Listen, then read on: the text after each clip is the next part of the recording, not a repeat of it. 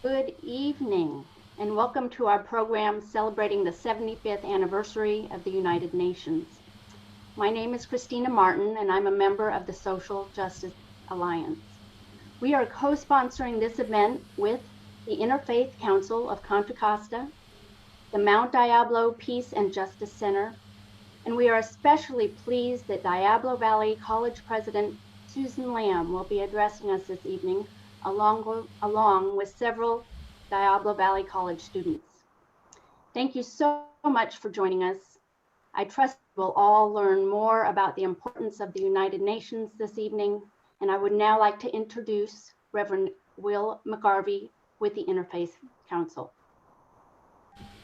We are so glad that you're here this evening, and we're glad to be able to commemorate this auspicious occasion marking the 75th anniversary of the beginning of the United Nations.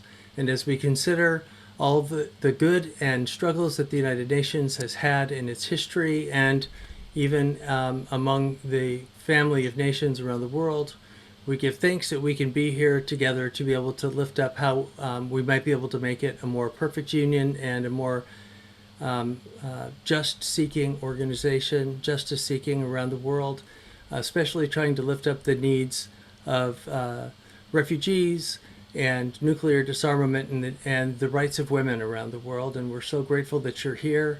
The Interfaith Council of Contra Costa County is 108 congregations, monasteries, and retreat centers that do peacemaking and service work around our county and around the East Bay. And we invite you to check out our website at interfaithccc.org.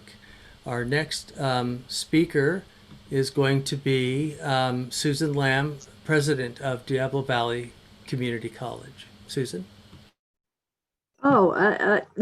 Thank you. I'd like to thank you for the opportunity to participate in the celebration of the 75 years of the United Nations. You know, in some ways, the United Nations was started many years ago with a vision of our best selves, a vision of a world where rather than emphasizing our differences and our grievances, we could come together to collaborate, to build toward a better and more inclusive and just world. And I believe, especially in these difficult times, it's even more important for us to strive toward that vision, a vision of a world defined by collaboration versus aggression, compassion versus fear, inclusion versus exclusion, and love versus hate.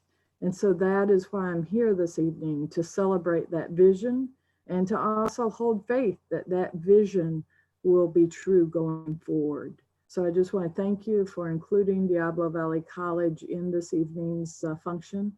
And I'm looking forward to learning a lot from all of you. Thank you so much, Susan. And the UN, Model UN Club at DVC is among the leaders in the nation. And we're so glad to be able to participate with them in many of the other programs that they put on from time to time. And thank Dr. Amer Arame for his leadership. We have three students from the DVC Model United Nations Clubs. We're going to hear from Ahmad Baydoun, then Anna Palmer, and then Keyan Foroodian. All righty. I appreciate it. Thank you so much. So, the UN has a long and storied history of working with people from around the world to prevent conflicts, save lives, and create lasting peace.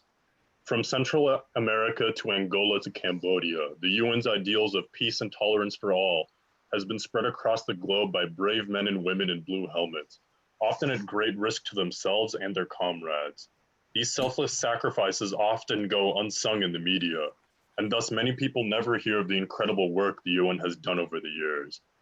So tonight, I'm going to speak on just some of the important initiatives that the UN has undertaken across the globe in order to support its ideals and values. So, starting with one of the biggest geopolitical powder kegs that we have to deal with these days between India and Pakistan.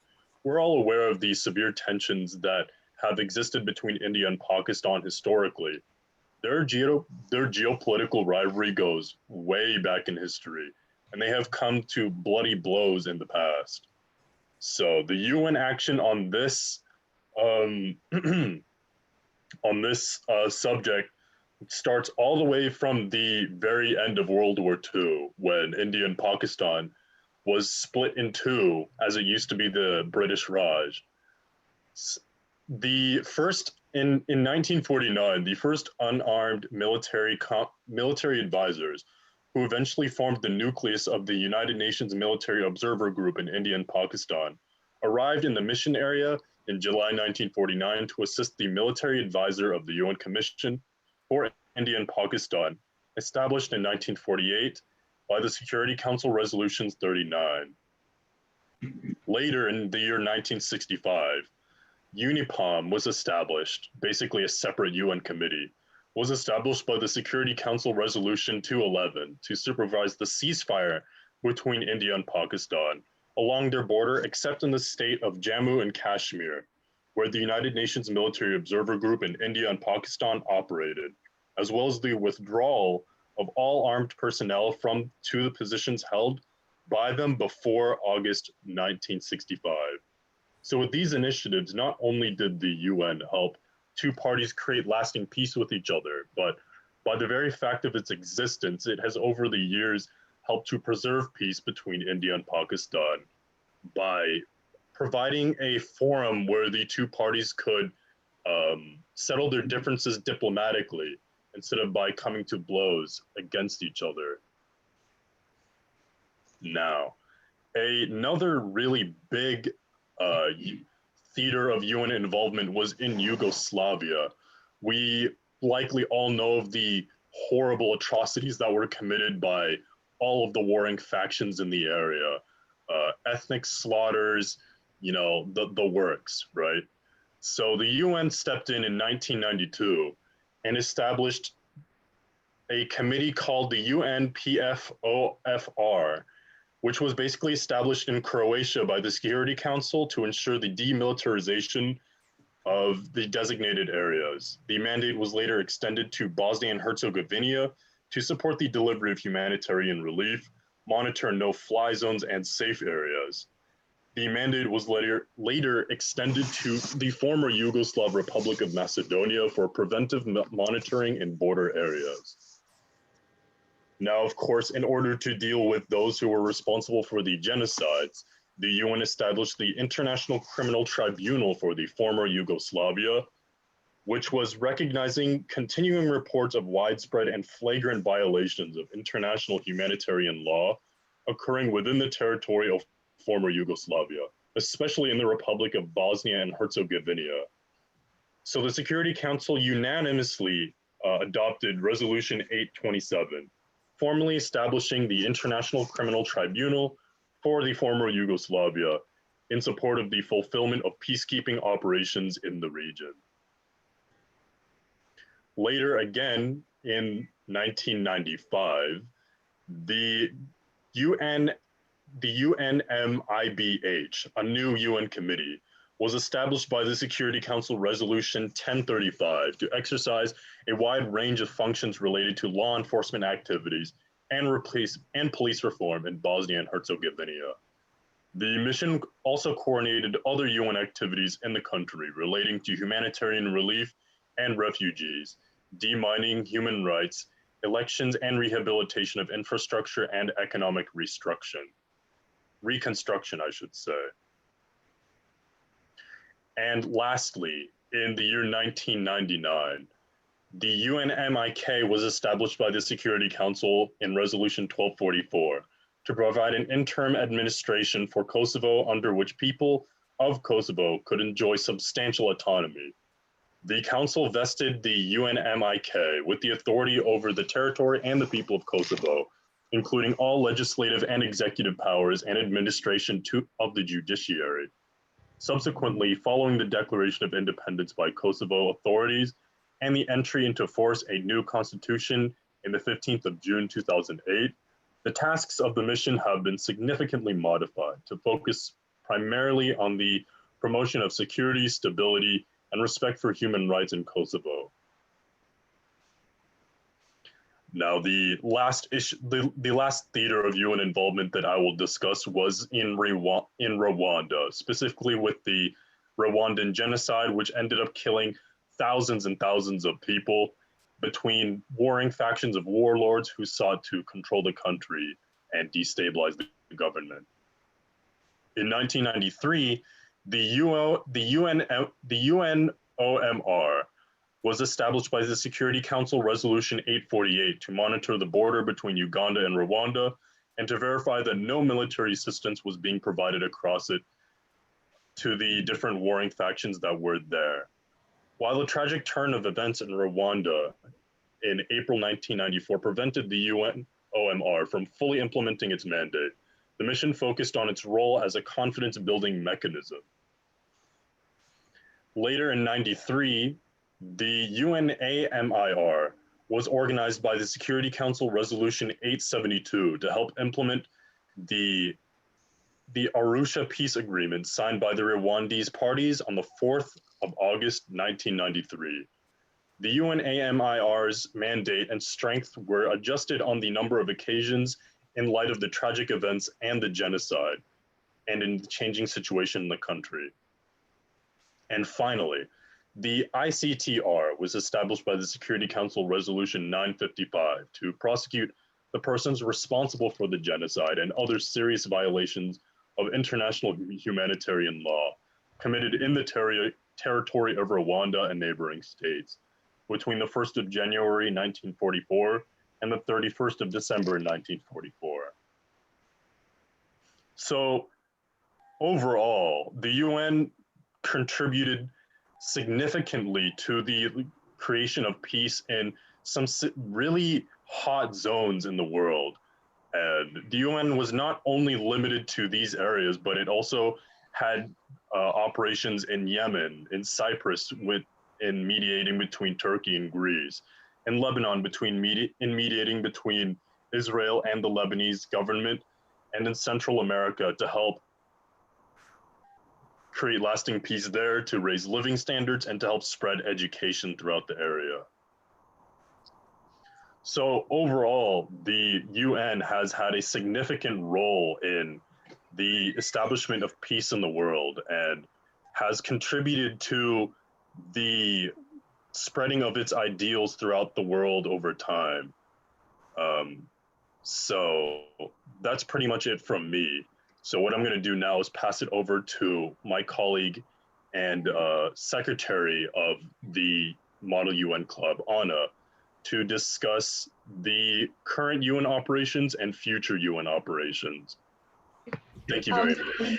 Okay, thank you so much for that, Ahmad. And first of all, I just wanted to thank you all so much for coming out here today and supporting the 75th anniversary of the United Nations. It's an absolute honor to get to speak tonight. And as Ahmad did an amazing job describing kind of the past accomplishments, today I will be using my knowledge off of what I've learned from the United Nations webpage, and of course, Dr. Areem's class to talk more about the current accomplishments and current achievements actually with the United Nations today, as well as future achievements. So the first point I would really like to bring up in my speech is the unfortunate COVID-19 pandemic. Like, we are living in a time of turmoil, something that the world has never seen before. And obviously, this highly impacts the United Nations because United Nations is working very closely with the World Health Organization and global experts and scientists to find new vaccines and cures towards this time of turmoil that's going on. It's also very important to mention that for many people, they might see the COVID-19 pandemic as just being a health crisis. But according to United Nations and according to very factual sources, it is a lot more than that.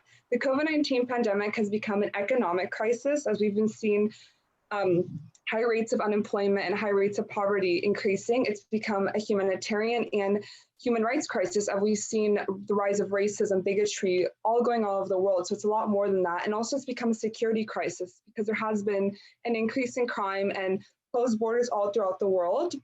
So basically, the United Nations is really putting this as like one of its main agendas set first. And it has a response set out for some of the things that it's planning to do against that I feel like is very important to acknowledge today. So it's trying to deliver a global response through funding and many other organizations like that.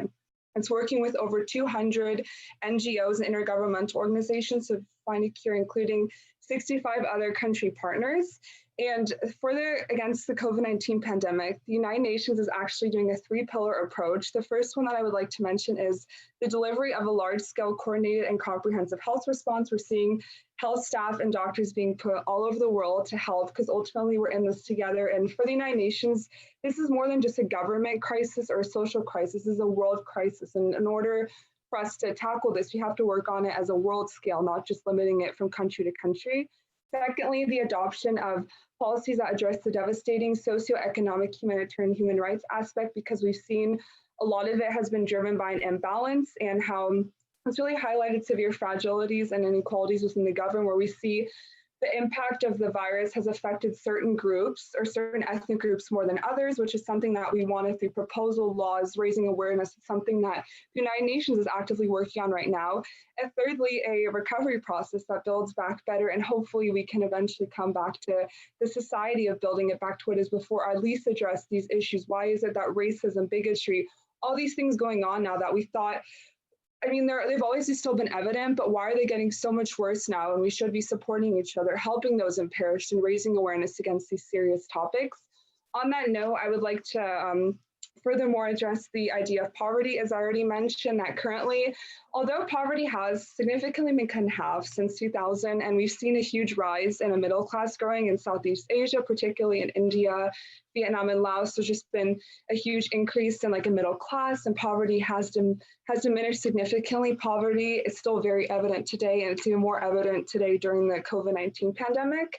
And I would like to begin with this sterling statistic that today, over 736 million people live below the international poverty line, which is accumulates to about $1.90 a day. So that's a very horrific statistic. And particularly, we see a lot of poverty going on in Africa. And so the United Nations is trying to promote aid and foreign aid and things like that, as well as new technology and financial resources. One thing in particular that's very effective is, I don't know if you guys have heard of it, that the United Nations is doing, is this idea of microfinance and microlending, where the people there, instead of being given just aid directly, because a lot of times it falls into the hands of corruption, they're given like aid and microlending where they can build these credits and eventually start businesses, and learning the importance of investing and managing businesses, because that capital is very important in promoting new resources and stuff within Africa.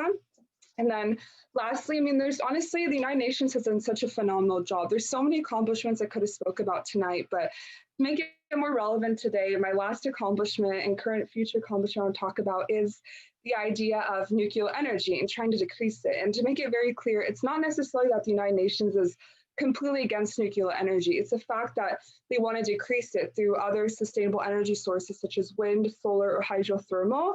And currently today, there's about 440 nuclear reactors in the world, and certain countries actually rely on over half their energy sources coming from nuclear energy. And we've all seen the devastating effects that has come about from nuclear energy. There's been Chernobyl, Fukushima, the after effects of like the world bombs. So the fact that the United Nations is working very closely in finding new energy sources, and also with solar energy in particular, like not only more fuel efficient, but also cheaper energy sources for others. And they actually have a few proposals going on, which I really wanted to mention by tonight. By 2030, the United Nations is hoping to ensure universal access to affordable, reliable, and modern energy sources.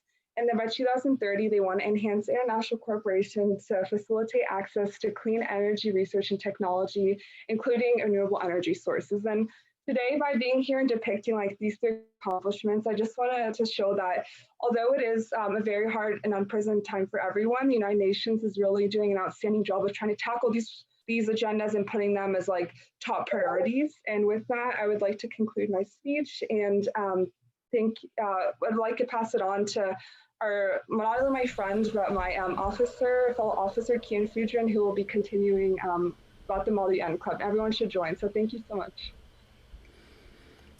Keyan made it. We're glad that you're here. Keyan, just unmute yourself, and it's your turn to speak. Cool. Sorry about that. Yes. So how's it going, everyone? My name is Keyan Foroodian, and I was just going to be talking a little bit about our MUN club. So Model United Nations, also known as Model UN or MUN, is an extracurricular activity in which students typically role-play delegates to the United Nations and simulate UN committees. This activity takes place at MUN conferences, which is usually organized by a high school or college MUN club. At the end of most conferences, outstanding delegates in each committee are recognized and given an award certificate, the best delegate in each committee. However, they also receive a gavel. Thousands of middle schools, high schools, and college students across the country and around the world participate in Model United Nations, which involves substantial research, public speaking, debating, and writing skills, as well as critical thinking, teamwork, and leadership abilities. The DVC Model United Nations Club has attended multiple conferences in the past, including their oldest local conference in the Bay, being UC Berkeley Model United Nations Conference in March 2020. In that conference, DVC placed first among all community colleges in attendance. Though times are tough now, we are still meeting through online platforms such as Discord to meet and prepare for our future online conferences. We are already planning on attending our next conference called UC Santa Barbara MUN, which is happening next month, and are vigorously planning and preparing for that. With our tremendous advisor and efficient preparation skills, we are prepared to hopefully take first among all community colleges once again. Thank you all, and go Vikings. Thank you, Keyan. And one of our co-sponsors couldn't be here with us tonight, and that's Andrew Kodama from the Mount Diablo Peace and Justice Center, but he did send this video to share with us. Hi, my name is Andrew Kodama, and I'm the Executive Director of the Mount Diablo Peace and Justice Center. I would like to give a huge thank you to Professor Aram for having me tonight and allowing me some time to speak. I apologize for not being able to be here for the event. I'm very sorry to miss it, but I thought I'd send in a video message just to say hello and just to kind of start off the event. I think this event is crucial, and I very much appreciate DVC taking time to honor and commemorate the United Nations. I think not enough people really pay attention to the power and potential of what the United Nations can accomplish. And I think it's up to all of us to recognize that and understand that global solidarity requires all of us being able to come together to hear out ideas and to build the world that we want to see. A huge part of this is involving all members of our planet and not just rejecting those who do not fit the standards of what power looks like right now. We have to imagine a world where our leaders are diverse and made up of people of all different backgrounds and identities. We must do this moving forward, or we will seek to repeat the same issues that we've repeated throughout time. Again, thank you so much, Professor Aram, for having me. Thank you, McGarvey, and thank you all for attending, and I hope to see you soon. Thank you, Andrew Kodama. Professor Ahmad Baydoun is going to be giving us our, saying a few words and then introducing our keynote speaker tonight. Professor Ahmad Baydoun, former and current member of our Interfaith Council of Contra Costa County. Hello. Gotcha, we can hear you. Okay. I would like to thank the members of the DVC Model United Nations Club for their contribution to this conference. And also I thank President Susan Nam for her statement. I came to know, this is the first time we are meeting face to face, but I came to know Professor Brian for a long time. He is an author of the book about the United Nations, and he is always engaged in conferences, meetings, and try to promote the ideas of the United Nations.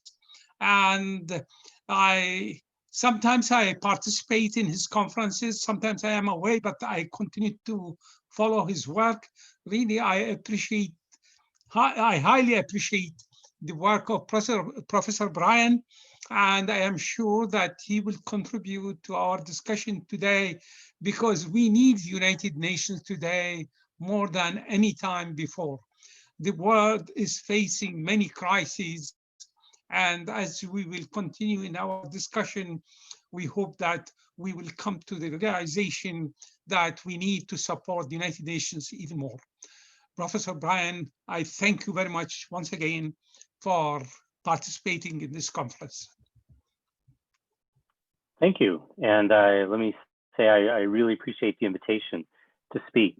While Will is loading up my PowerPoint, let me engage in a tiny bit of shameless self-promotion here for the Contra Costa Model UN Club. We are hosting at Mesa Community College, we are hosting a fall practice conference for the first time ever. It will be on November 20th and 21st, and we would love to have your club participate. It's kind of a low-key conference because it's in the fall. We intend it to be a practice conference, but it's a good place, especially for new delegates, to experience in a, again, low-key way how a Model UN conference works as part of our preparation for the more competitive spring conferences that are there. So take a look at that. You're welcome to do that. So I was asked to address for a few minutes about the notion that it's an anniversary that we're celebrating today. 75 years ago, the United Nations began in the conference, a hotel in San Francisco back in 1945. And so let's go ahead and advance the slide. It's important to remember that the birth of the United Nations was on the ashes of tragedy. There was a reason, a goal, a hope, an aspiration that the United Nations fills to try to not do this again.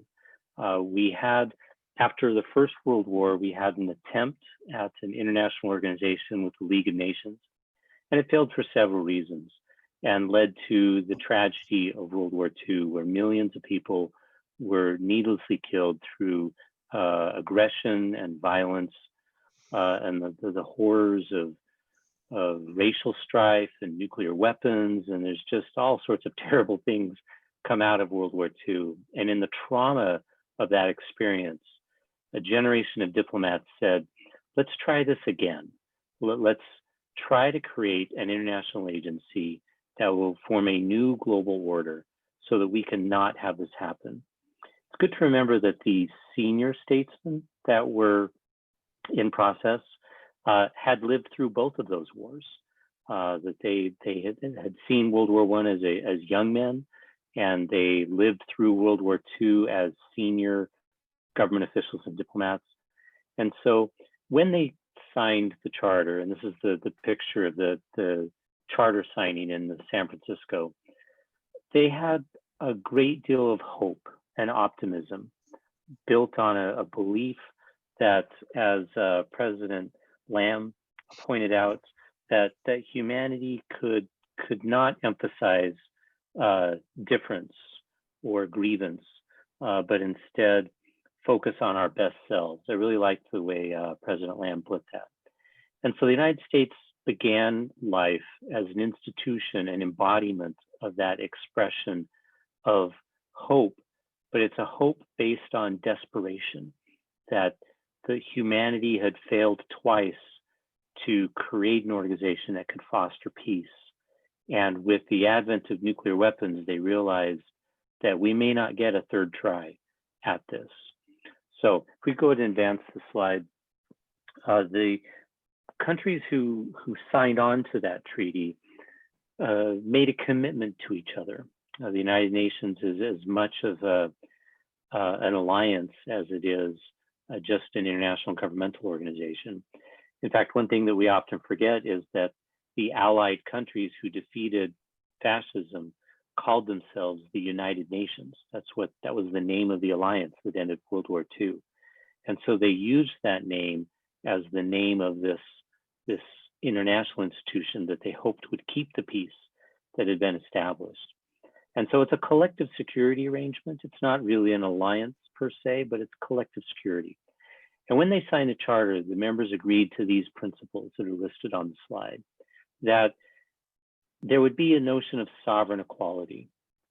We pretend that all countries are equal in the United Nations General Assembly. Now, we all know that Tuvalu does not have the same power as China does, but Tuvalu gets one vote and China gets one vote. And so we have this formal notion of equality that we express in the United Nations. We have a good faith acceptance of the charter obligations. Those obligations do with funding, but also political support and even military support when called upon. There's an agreement to the peaceful settlement of international disputes. There's a whole section in the Charter on different ways of going about that dispute resolution. We live in a world of finite resources and different nations who are making infinite demands on those resources. And so conflict is inevitable, that we're going to have disagreements on how those resources are spent. But what the UN Charter says is those conflicts can be resolved in a non-peaceful, non-violent way. We then have a commitment to not use force for aggressive purposes. And then we support UN enforcement actions, which is how you punish states who violate principle number 4. And then finally, the principle number 6, the principle of non-intervention by the United Nations. The United Nations is not a world government. It was not set up to be a world government. I grew up in Idaho, so there's a general sense in Idaho that the United Nations is going to come in swooping with their black helicopters someday and destroy the Constitution.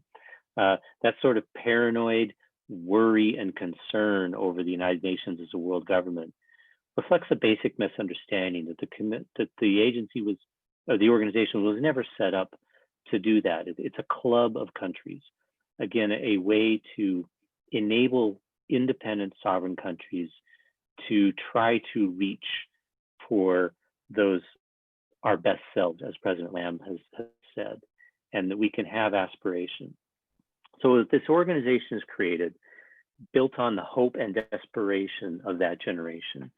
And when they created the organization, they gave it a few fundamental roles, 3 roles really. The first role is a forum for discussion, a place to talk. Second role is that of to create a global bureaucracy of some entity that will keep track of things. The third one, and the one that was foremost in their mind, was an organization that would promote global peace and security.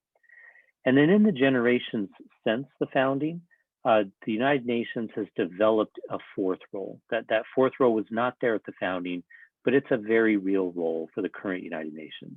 And that is to promote prosperity and social justice. And so in the remainder of my time here, I want to quickly look at each of these 4 roles and kind of assess how the UN's doing in these past 75 years in each of these roles. And so let's go to the next slide, which first looks at the forum for discussion. Some of the cheerleaders of the United Nations and those who really would like the United Nations to function as a world government, they see the UN as a parliament of man.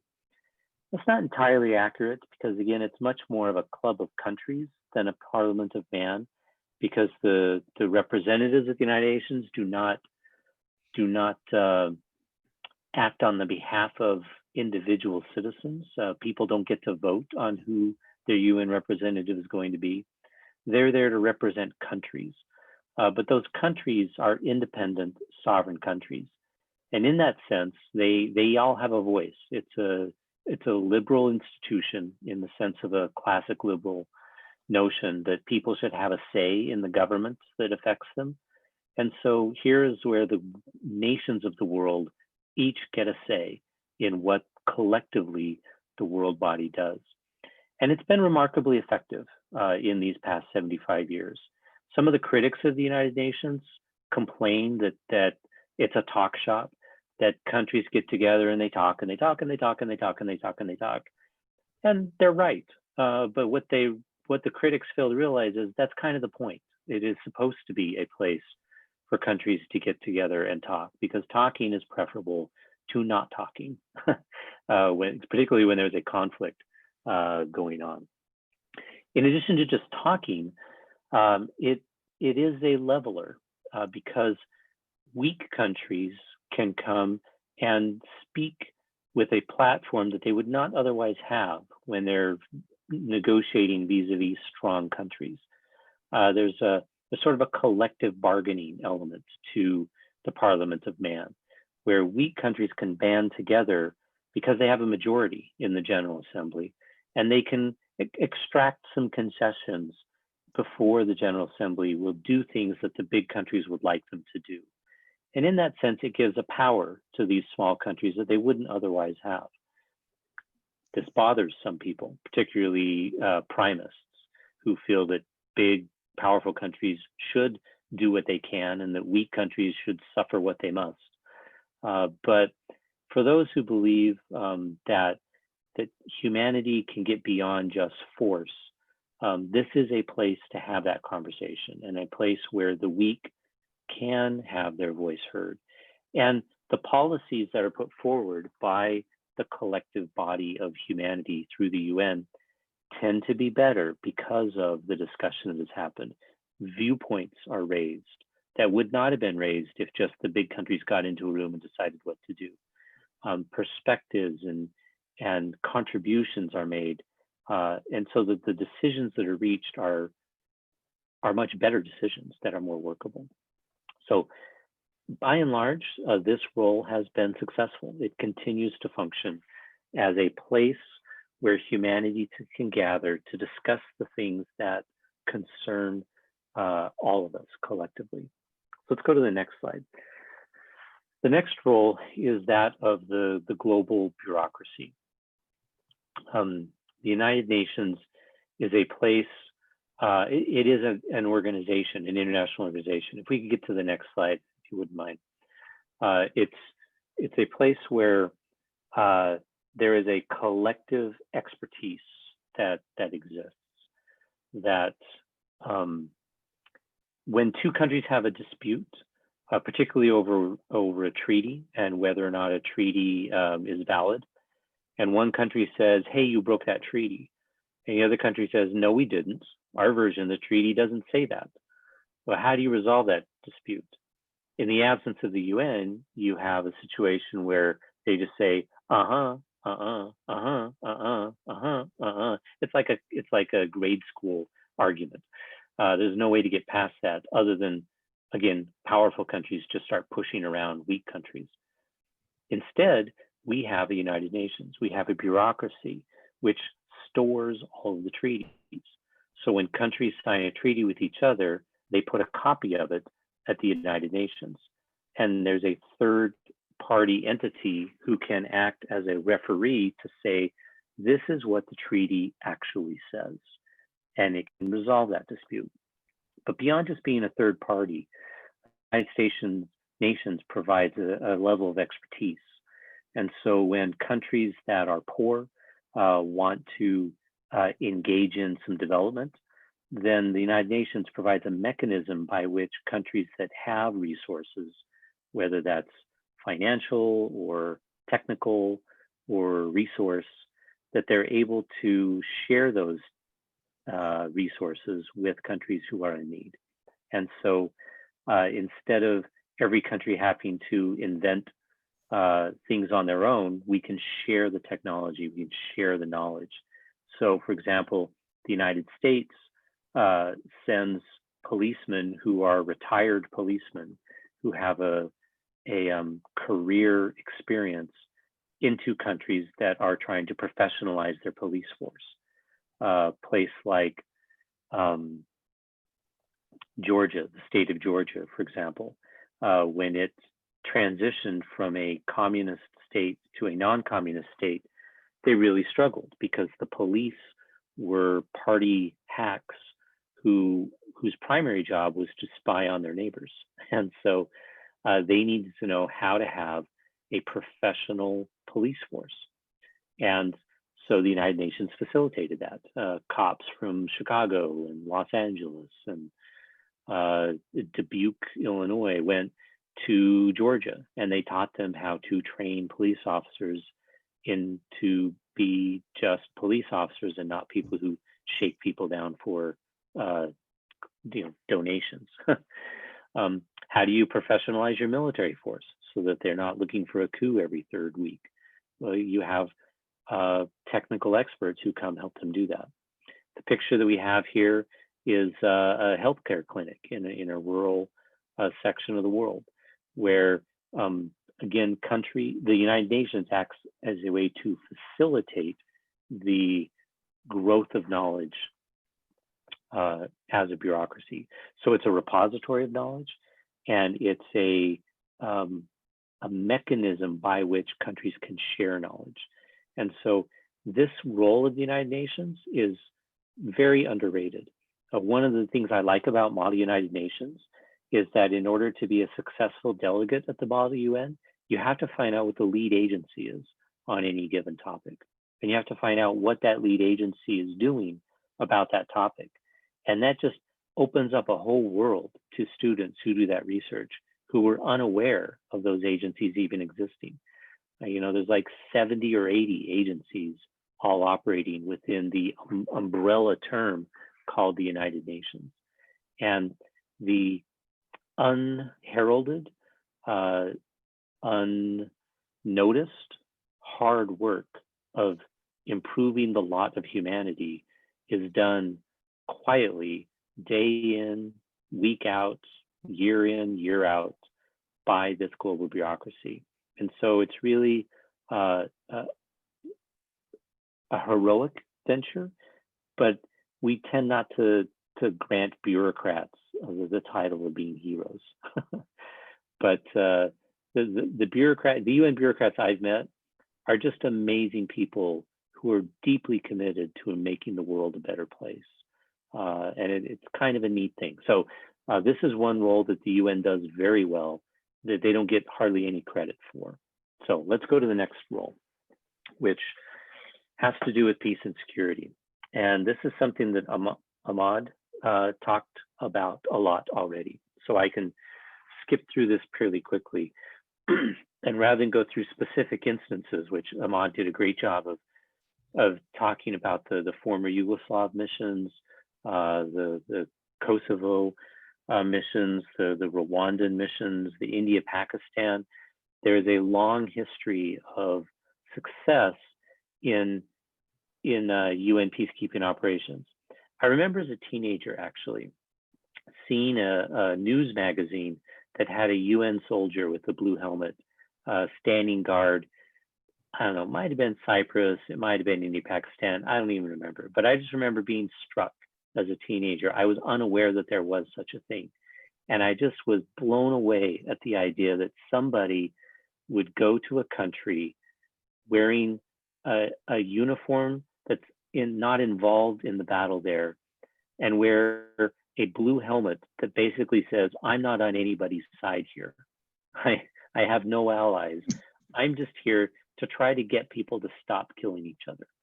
And you present yourself as a target. That's the way UN peacekeeping works, is you say, in order to kill those people that you don't like, you have to kill me first. And that's going to create problems for your government if you do that. And so I'm going to stand here. And I always thought, I was just struck as a teenager, what an incredibly brave and noble venture that was. And I still feel that way. Now, having said that, the United Nations has as many failures as it does successes on this issue of global peace and security.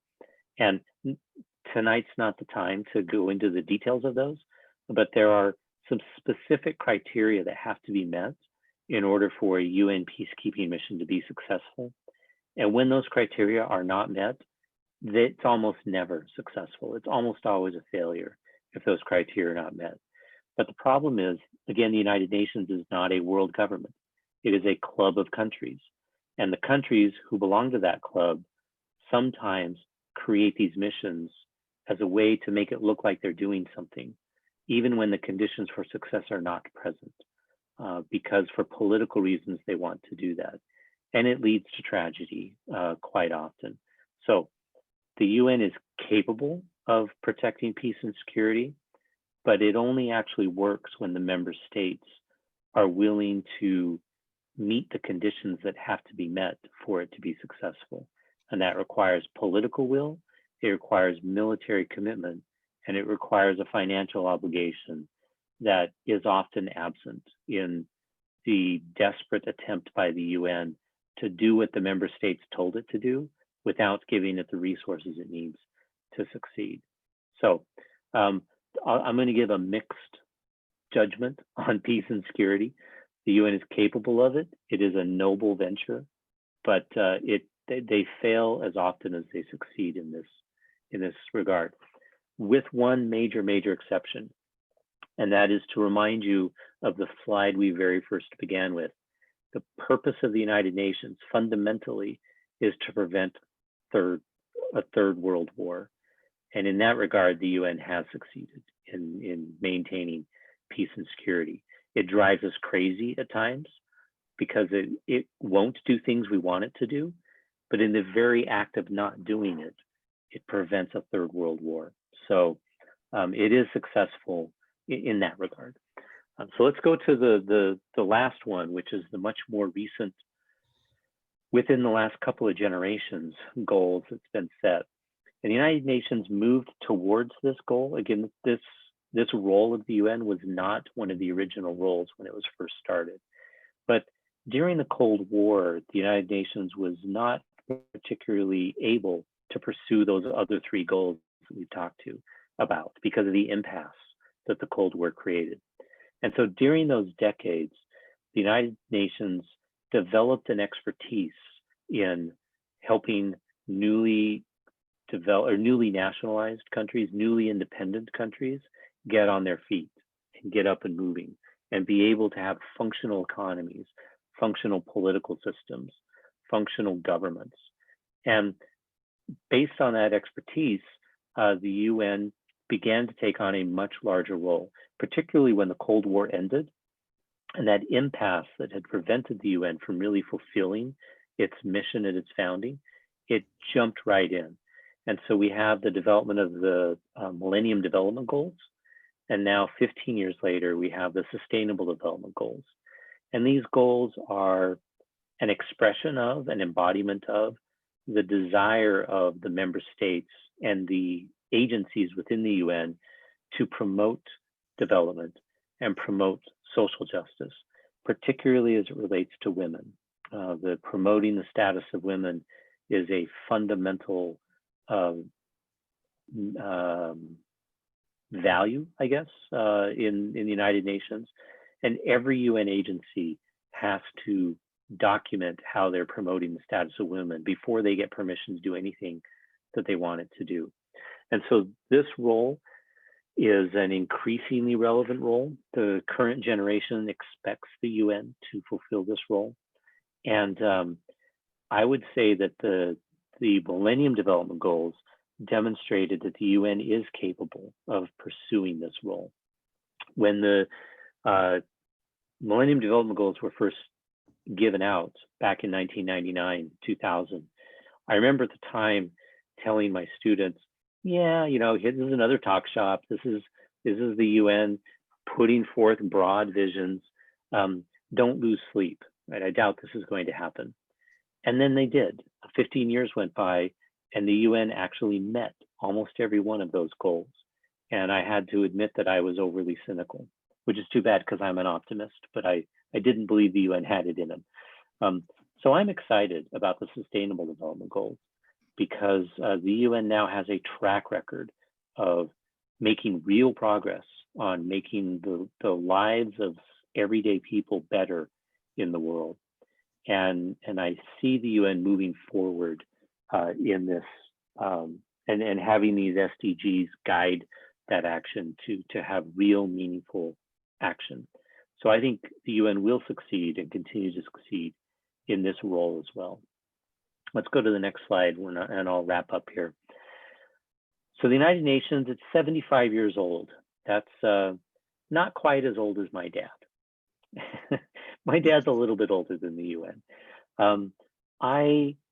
It's older than me. I'm older than I look, but I'm not that old. So how's it going? So when I turned 50, a lot of my friends were giving me a hard time because they're like, you know, you're 50. Yeah, it's over the hill, right? Your best is behind you, and you know it's downhill from here. And I like to say, no. The first 50 years I've had have been great. And so the next 50 are going to be awesome, right? And that's the approach that I took when I turned 50.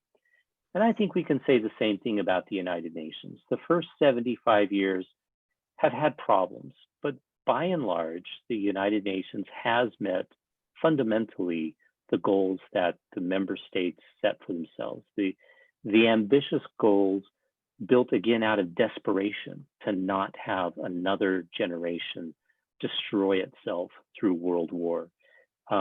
It has managed to do that. And it's changing, it's modifying. You know, maybe it'll pick up a fifth role in the next generation as it's picked up a fourth role in the past generation and start doing something new. We as a collective humanity will have that conversation because again, the United Nations, not a world government. It will do what we tell it to do as member states. And so as the member states move forward, the United Nations will continue to facilitate that. Anna talked about COVID and the UN's efforts to deal with that struggle. I use this slide to show that the United Nations continues to meet and hold conferences virtually, just as this conference was held virtually, which I really appreciate because I doubt I could have driven to California to do this in person. And so, you know, I like to say, COVID giveth and COVID taketh away. One thing that it's giving us is this ability to connect and interact with each other more than we could. Again, that's why I want the Contra Costa Mod UN to come to my conference in November, because it's easy. You don't have to drive to Arizona, although November is an awesome time to be in Arizona, I have to tell you. But the United Nations, as we see as it's holding its virtual meetings here, it is addressing the problems of today. It will continue to address the problems of tomorrow. And if we can go to one more, this is just the last slide, that we have, the motto here for this year is 2020 and beyond. It's a little Toy Story-ish, but it still fills us with confidence that the United Nations has a future, and that future will likely see it continue to fulfill the roles that we as a people and as nations have given for it. And so I want to thank you for your attention. That's what I had for my prepared comments, and I'm happy to have any question and answers. Although I think we're going to have some statements first, and then we go to Q&A. Yes, we have some respondents, and our first responder will be the president and chair of our Interfaith Council, Carolyn MacKenzie, who's spent a lot of her work working on nuclear non-proliferation. And so, Carolyn, please lead us on. Unmute myself.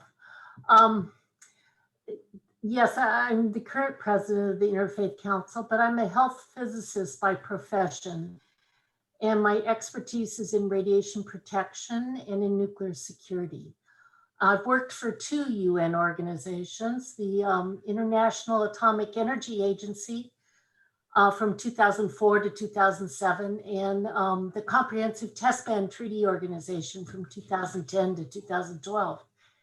And so I've been very focused on nuclear weapons and on preventing their use. And what's been so nice is blending both my interfaith perspective and my desire to limit the potential for any use of a nuclear weapon has come together with a group called, from the United Religions Initiative called Voices.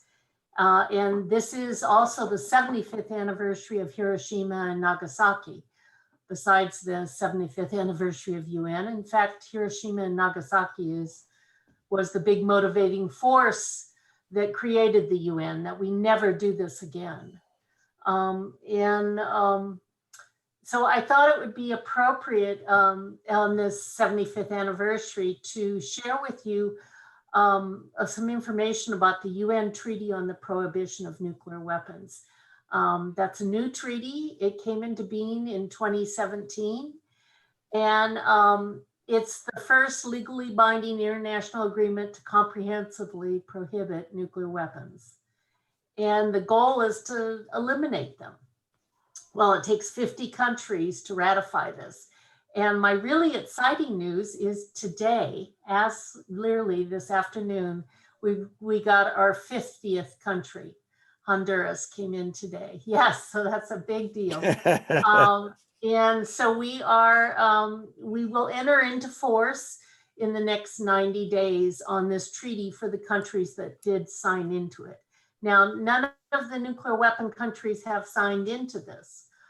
So you wonder, well, what does this mean? What's the significance of this? So I'll take the next slide. So the group, the International Campaign to Abolish Nuclear Weapons, ICAN, is won the Nobel Peace Prize in 2017 for their creation of this treaty and for getting the treaty into the UN. And so they are to be congratulated. Today they are in major partying mode over the fact that they have gotten 50 countries to sign on to this treaty. So next slide. Entry into force. Well, that means that they have, in the next 90 days, those 50 countries that signed on will be bound to forbidden from owning nuclear weapons. Well, they don't right now, but they must adopt laws to support this prohibition, and they have to take steps to eliminate any elements of in their country that might promote the use of nuclear weapons. And they also have to assist victims of nuclear, any uses of nuclear weapons, and testing, and eliminate testing, and clean up if there's nuclear contamination in their country. So these are some of the things that they're committed to. But what does this mean? Well, we have 9 countries that have 13,400 nuclear weapons. And predominantly that's Russia and the US. We have the bulk of these weapons. And these countries haven't signed on. Well, so you go, well, what does this mean? Well, if you look at the history of treaties, especially like with other weapons like landmines, getting a treaty and getting it into force and getting more countries puts a lot of pressure on other countries to cooperate and to buy in. And it also puts a lot of pressure on financial institutions. So next slide. So the value in this is that the countries that haven't joined the treaty will feel impacted by it. There will be pressure on them to come on board. And companies that produce this material, there will be international pressure for them more than there is now to stop producing these components. Financial institutions like banks or insurers or pension funds typically will start divesting because there is an international ratified treaty that is not promoting this. And so that is the hope, that that financially there will be pressure to bear and social pressure that this is not an acceptable weapon to have, and that these countries must come into line. So that's the hope. Next slide. So it's somewhat tokenism, people can say, and that may be true now, but I do believe that it just like the Comprehensive Test Ban Treaty Organization, which treaty is also not in entry in force yet, but it's close, and it's going to change behaviors. And it's what we have to do is continually find ways to squeeze down the money and to make it clear to people that nuclear weapons, no war can be won with a nuclear weapon, and that it's not an acceptable, it's an unacceptable risk for the world. So that's the effort, and it's been a big year with this. We just had a big production with George Shultz and with Mikhail Gorbachev. We got to speak, and the mayors of Hiroshima and Nagasaki about this event and about focusing on this. So there's a lot of world attention on this right now, and we're very happy about that. Thank you. Thank you. Thank you, Carolyn. Great news, the bearer of great news. Kristina Martin's going to talk a little bit about the UN and women. Yes, one of the many, many important aspects, as we've learned tonight, of the United Nations is the role it plays in gender equality. With half of the world's population being women and girls, gender equality is essential to achieve peaceful societies, reach full human potential, and create sustainable development. It's been shown that empowering women and girls spurs productivity and economic growth. And it's also critical to achieve equal opportunities in access to employment and positions of leadership. Bringing light to gender equality by the United Nations allows member states to lift up the needs of women and compare how their issues are being addressed and resolved throughout the rest of the world. It gives leaders the opportunity to raise the issues and consciousness within their own countries and states, sometimes even to the shame of their own government, but often with positive results. The landmark declaration adopted in 1948 reaffirms that all human beings are born free and equal in dignity and rights, and that everyone is entitled to all the rights and freedoms set forth in this declaration without distinction of any kind, such as race, color, sex, language, religion, birth, or other status. There have been 4 World Conferences on Women held since 1975, each creating an updated action plan to continually improve on the rights of women throughout the world. In 2010, the UN General Assembly created the UN Entity for Gender Equality and the Empowerment of Women, also known as UN Women. UN Women is committed to keeping gender equality issues at the forefront of the world stage. Several of the UN Women's key areas of importance are leadership and political participation, which focuses the understanding that access to this arena by women is often restricted. Women in every part of the world continue to be largely marginalized from the political sphere, often as a result of discriminatory laws, practices, attitudes, and gender stereotypes. This leads to low participation in elected officials, civil servants, and figureheads in both the private sector and academia. And this occurs despite women having proven abilities as leaders and agents of change. A second is economic empowerment. It's proven that women make enormous contributions to economies, whether as farmers, business owners, entrepreneurs, employees, and/or providing unpaid family care. Several other critical areas are ending violence against women in its many forms throughout the world, international peace and security, as we've touched on, which continues to press forward that involvement in women in conflict prevention and resolution is critical, and humanitarian action. During humanitarian efforts, it must be recognized that women have much to contribute. Women must be included in the critical decision-making processes regarding preparation and response to crises, especially around the needs of women and children. By being part of the humanitarian action, it presents opportunities for more progressive gender roles. This year, at the opening of the 75th session of the UN General Assembly, permanent representatives of the UN joined New York joined Women Rise for All. Women Rise for All was created to recognize frontline leadership and inspire action to save lives and protect livelihoods during COVID-19. Women are hit harder and bearing the brunt of the economic and social fallout of COVID because women tend to earn less, have fewer savings, have less access to social protections, and are more likely to be burdened with unpaid care and domestic work, and therefore having to drop out of the labor force. And women make up the majority of single-parent households. The poor and marginalized face an even higher risk of COVID transmission and fatalities, loss of livelihood, and increased violence.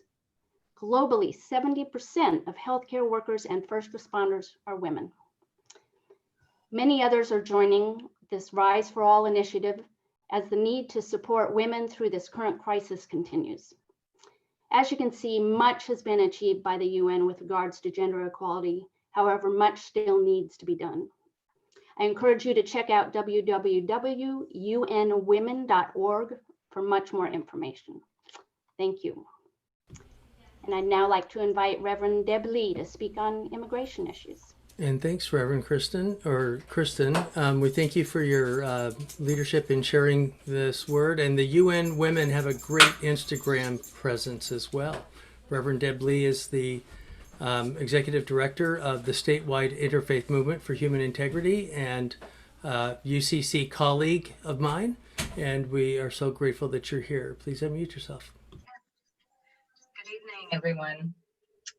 Thank you for having me. I'm happy to be part of this event tonight.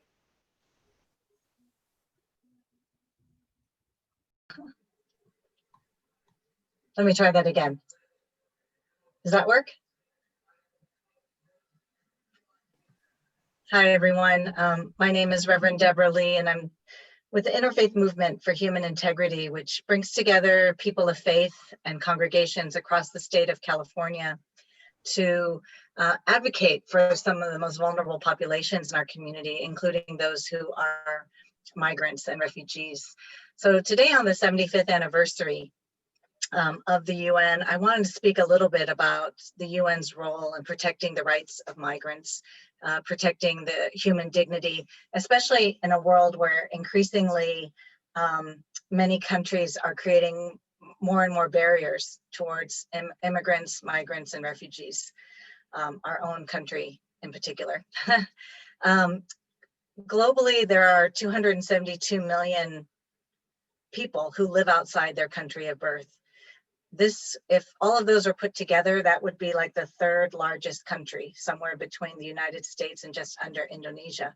So it's really important that this group of people, migrants and immigrants, because they may not have a voice or vote in the countries where they're ending up. Some of them may even be stateless. It's so important that they do have their interests represented somewhere in the United Nations. 3.5% of the world are on the move, and half of those are women and increasing numbers of children. Though the UN protects many with their official UN refugee status, only about a third of people who are on the move actually have official refugee status. There are 2/3 of migrants who do not have any kinds of protections, and those are many of the ones who are coming on caravans, coming on boats across the Mediterranean. Recently, here in the Bay Area, we've heard about the arrival of Cameroonians who are fleeing violence, walking through 9 countries and then finding themselves detained in U.S. detention centers and tortured and sent back to Cameroon. This was just news from this week.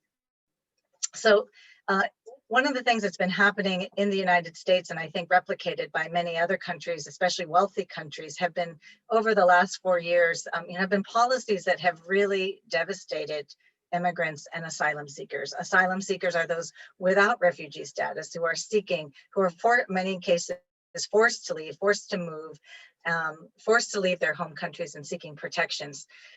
Here in the United States, as we think about the possibility of a new administration, we realize there's been over 100 policies that would need to be reversed almost immediately to protect immigrants, refugees, and migrants.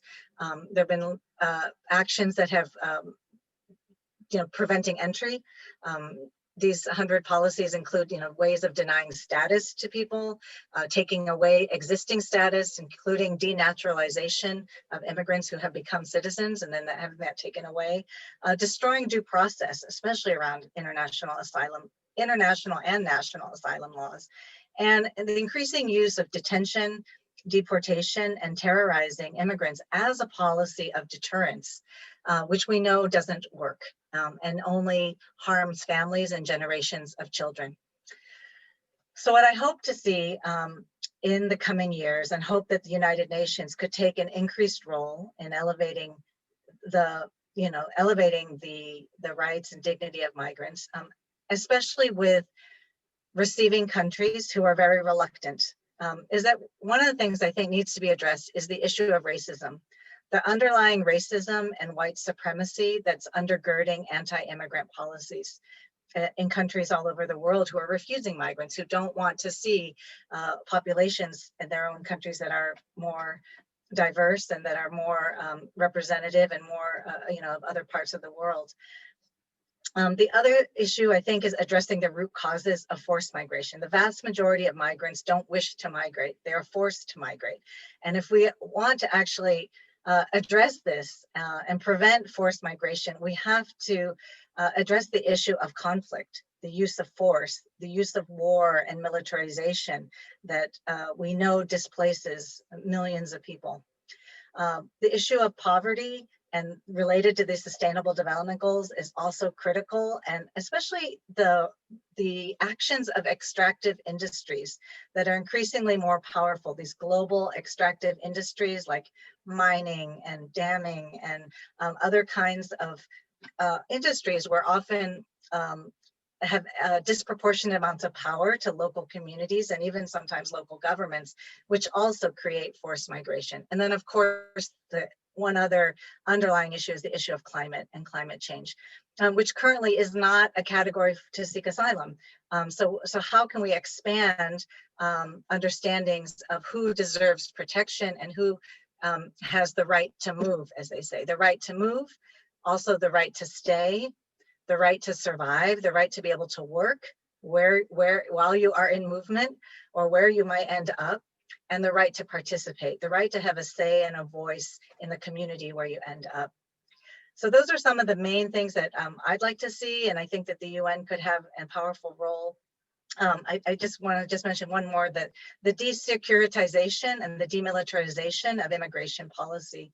Immigration policy, instead of addressing these root causes, is increasingly relying on walls, fences, policing, tear gas, detention, prison camps, deportations, really abhorrent policies that are destroying human lives, human families, and communities. So we need policies that instead center people and not just economic and corporate interests.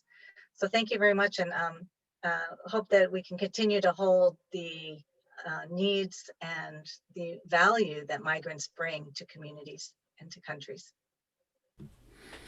Thank you, Reverend Deborah Lee.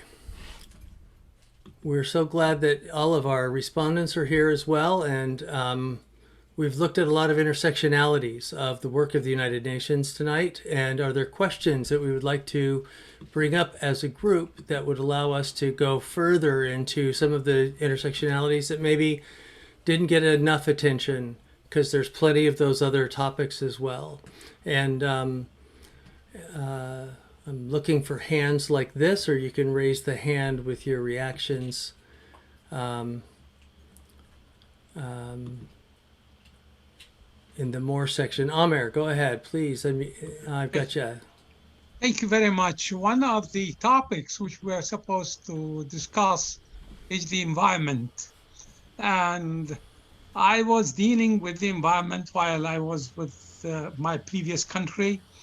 And I know that there was a lot of hesitation and resistance to the idea of discussing the environmental issue. And in the past, there was a theory, just like conspiracy theory, that the questions of the environments were raised by developed countries to prevent the developing countries from going forward. But in reality, the United Nations Environmental Program and many other specialized agencies of the United Nations are mainly concerned about how to protect the environment. And now with the global warming, with many tragic conditions which are prevailing in the world, I hope that there will be more attention, and we have to take the question of the environment as a serious threat to humanity. And therefore, we should encourage the United Nations and its specialized agencies to deal further with the question of the environment. In the meantime, no matter what the United Nations will do or its specialized agencies, we have to develop the culture here, the culture locally and on the national level that we should care about global warming, about pollution of the seas, about the dumping of waste and chemical waste on the ground, which will be affecting the lives of many people. Therefore, in addition to the work of the United Nations, we need, and especially Social Justice Alliance, the Interfaith Council, and many organizations to take action to encourage public awareness of the threat to the environment. Thank you very much. Thank you, Dr. Raim. I'll just mention that we live in a county with 4 of the 5 refineries, and I live next door to the 5th refinery across the water. We are in a part of California that experiences environmental racism and has environmental justice needs. One of the studies that I saw about 8 years ago was a UN study that was pointing out that we might have 100 million ecological refugees by the year 2100. And when they saw with the droughts of Northern Africa and the conflict in Syria and the droughts in Eastern Africa leading to so many migrants, and we already had 68 million internally and externally displaced people, they did another study. And based on what they started seeing with the cause of the climate breakdown leading to more people being displaced, their new estimate, the latest study that came out, is that we could have up to 2 billion ecological refugees by the year of 2100, at a time when the population is estimated to be about 10 billion. So that's 1/5 of the human family could be internally displaced or externally displaced because of the environmental breakdown that's going on right now. And the shifts of too much water or not enough water, as we're seeing with our fires here in this region. So the intersectionality with immigration is very key on this. Brian, did you want to say anything about these issues, and Reverend Deborah? Well, I'll talk about the politics of it, I guess, is that it is difficult to come up with environmental treaties because even when everyone in the room has agreement that something needs to happen, we don't need to assume ill will on the part of the people in the room. It is just really hard. It's tricky because the costs vary, the needs, as a mayor pointed out, the difference in perspective between developing and developed countries are very real, and it's very hard to accommodate those. Having said that, we have been practicing doing just that for 20 years now and trying to figure out resolutions to those differences in opinion. And I think that we are reaching a consensus globally that not only that something needs done, but that there are some very meaningful pathways towards doing it. Now, the difficulty politically is, can any of that happen without the United States participating? And I don't know that the answer to that is yes. So the world is currently going to try because they don't want to do nothing in the absence of the United States. So that remains to be seen. But again, I'm an optimist. The conversation that's happening today is different than it was 20 years ago, and I see that as progress. So I'll just leave with that. Let's hear from Reverend Lee. I'm wondering if the concept of reparations is one that might need to be considered, and the idea of like people who are being forced to move either because of forces of colonialism that still exist or because of climate change. People are forced to move because of climate change that in many instances they have not been the main contributors to.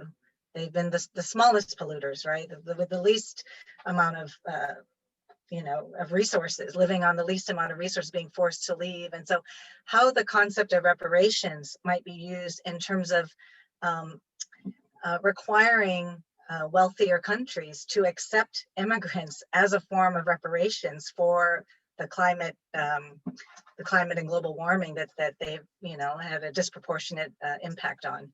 So I think that's one concept that I think we have to have this idea of co-responsibility, and often we find who is paying the brunt of the price are those who have had the least to do with it and also have the least resources to be able to survive.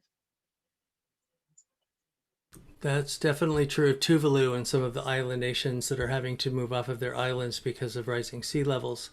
Other questions, please raise your hand or unmute yourself. Yes, Emmanuel? If I could real quick react to what Reverend Lead said, is that I don't know that the world is ready for that solution.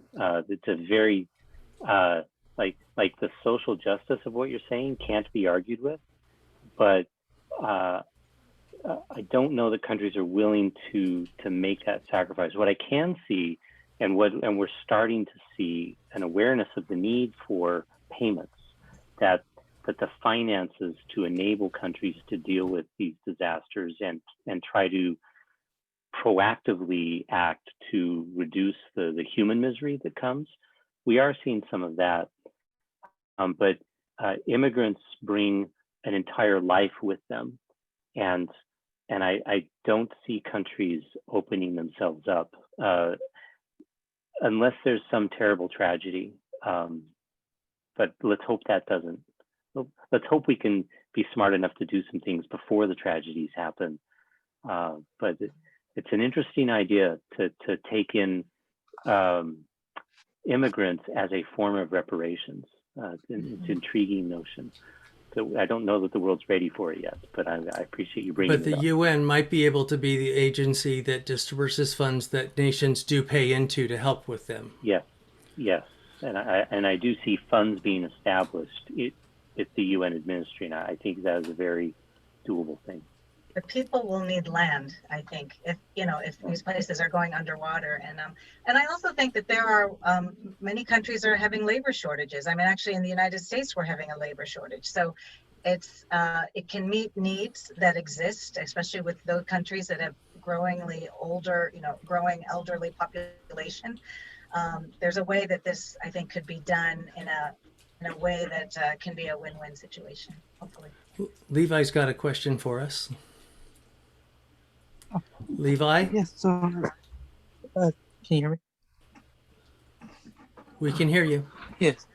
So I was gonna ask regarding this. I've heard of this come up a lot before, and one thing I've always wanted to know is, when I touch on you guys' opinion, this is what is the viability of countries that are more supportive to the idea of these changes that need to happen in terms of the environment, putting funding forward directly to covering a large portion of the cost of those countries that are less willing or less able. Like I heard you partially going into that. I was wondering if you could expand on that, if that's being done or what that would take.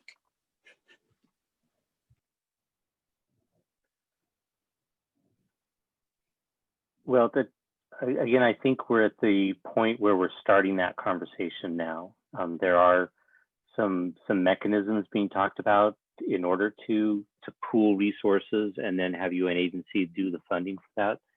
I don't believe it exists yet, but I think the conversation has begun to do that, because there is a growing recognition that something must be done. And that's what I was saying, that's further than we were 20 years ago, when people said, oh, why are we even talking about this?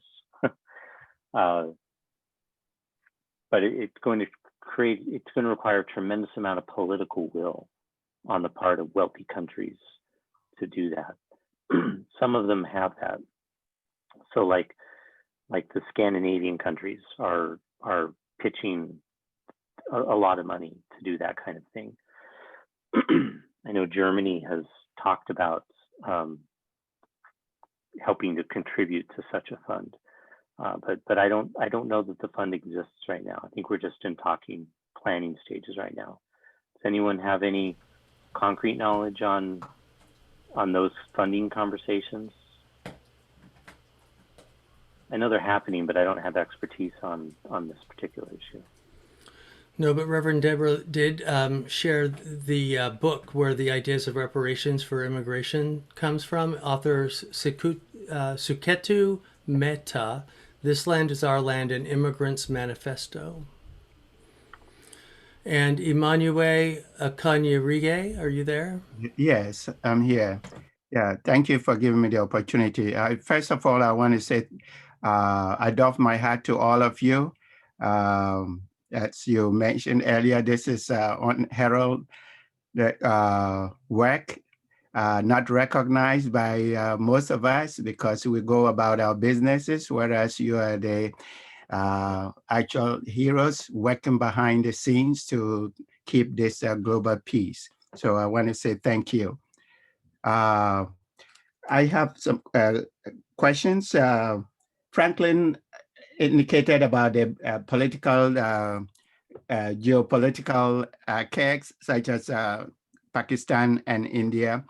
I would imagine that that's primarily due to the Kashmir area now that is contentious. But how about the China Seas and also the posturing of Russia and so on? Was this going to be something undercurrents for a third world war with not in the far future, since you mentioned that you've been successful in preventing a third world war. But I'm sort of anxious because of some of these issues, and whether even the superpowers really want peace between Pakistan and India, since they are nuclear powers. If they were together, then that can be a much bigger force to deal with. And the Security Council veto powers, is it how much is it doing more harm than good, or more good than harm? And finally, since you have the fourth principle now, development of social justice, death penalty. Are you doing anything in terms of taking up death penalty issues, educating the world to go away from it, as we still see states executing humans for crimes instead of maybe putting them out for life? But I don't think that any state should be in the business of killing people. That's human life. Every human life is worth, it's very vital. And I don't know whether there are efforts to sort of make sure that there's never a death penalty in any country. Thank you. Brian, do you want to take that? I can, but it seemed like Reverend Lee was anxious to say something. Were you just smiling, or no? Okay, I thought you had something you wanted to throw in there. Thank you, Mr. Ake. There's several issues that you bring up. I'll try to take them in reverse order. As far as the death penalty. Sorry to unload on you like that. No, that's okay. That's okay. As far as the death penalty, there is definitely a global norm now against the death penalty. There are only a very few countries that still have the death penalty, and there are non-governmental organizations like Amnesty International that works hard to highlight the human rights problem of that. But the UN Human Rights Commission does issue reports and does urge countries to not do the death penalty. The problem is those few countries that still have it are not particularly susceptible to persuasion at the UN. So Saudi Arabia, Iran, the United States, Pakistan, China, these are countries that either from their culture or their power enable them to ignore calls by the rest of the world on them. But don't give up, because again, 40 years ago, this was not the case. So there were many countries that had the death penalty. This is a developing norm globally that I think the direction is on one direction. I don't think the world's going to change its mind and start doing death penalty again. So I think it's only a matter of time before those other countries get on board. So let me jump to India, Pakistan. You just threw out there, do the powerful countries really want them to not fight? Because if they got together, it might create another locus of power. I don't think people are talking about that. I think there is a genuine concern on the part of the great powers to prevent conflict there, because everyone knows that if nuclear weapons are used in South Asia, it will have tremendous economic repercussions for the entire planet.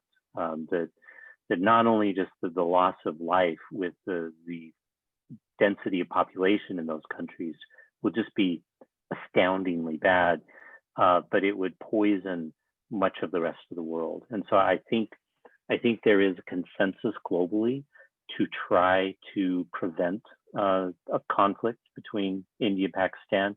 And they have a fight about every 4 or 5 years. They shoot across the border and play their little game, and the entire world holds its breath because they have nuclear weapons. China and the United States, and to a lesser degree Russia and Europe, do get actively involved when there's a dispute between those countries to try to ratchet things down and not allow for an escalation. You talked about the veto. Everyone agrees the veto stinks. You're not going to find any country that defends the veto, but everyone has a different opinion on how to change it. And that's why we can't change it, because we can't get on the same page. So countries like the United States, China, and Russia, who have the veto, are willing to increase the number of countries that have vetoes, but they're not willing to give up their veto. Countries like France has said they're willing to give up the veto, but I honestly think that's just to make them look good to the developing world. I don't know that they would actually do it, but they've said that they would if everyone else did first. The British go back and forth on what they think. Everyone knows the situation's ridiculous, but they all have different ideas of how to reform it, and they can't come to consensus on the reform. Therefore, no reform happens. Because to change the Security Council, you have to have the General Assembly has to vote, and the Security Council has to vote.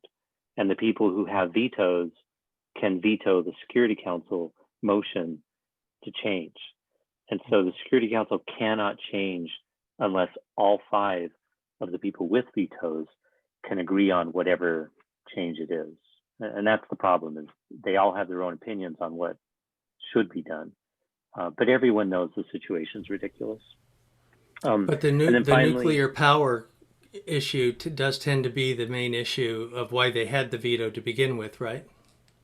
Kind of. The other part the veto has, and this gets to the South China Sea and Russia not behaving itself issue, is that one other aspect of the veto is it prevents the United Nations from engaging in a collective action that would put those powers on opposite sides of a conflict.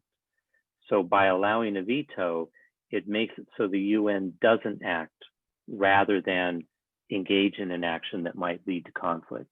The one time that didn't happen was Korea, and that only happened because the Russians, in a fit of pique, left the room to protest. And when they were out of the room, the UN declared war on North Korea, and then the Russians rushed back into the room. But no one's ever left since because they saw what happened.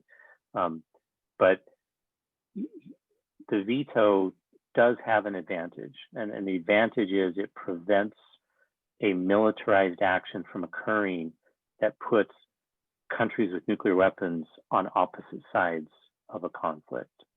And it's kind of a negative way of viewing it, but at least it does that. The UN is urging China to behave itself in the South China Sea. The International Court of Justice issued a ruling against the Chinese in favor of the Philippines. But again, the United Nations is not a world government. They don't have any ability to enforce that ruling. And so what the UN is doing is what it's always done, which is to talk and to remind these countries that it is in no one's interest to have a great power war. Thank you. Carolyn, before we move on from the Kashmir topic, do you want to say anything about how that potential conflict is being discussed in the nuclear nonproliferation?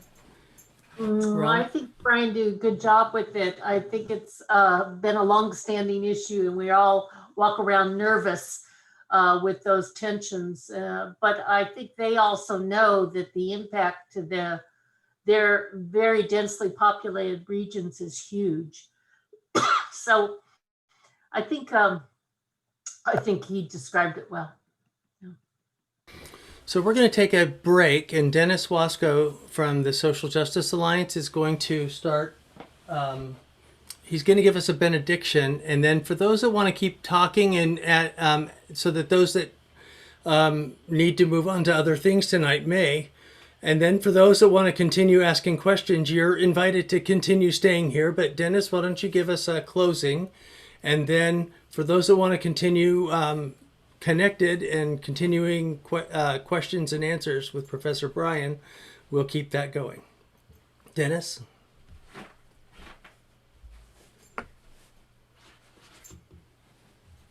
You're on mute, Dennis.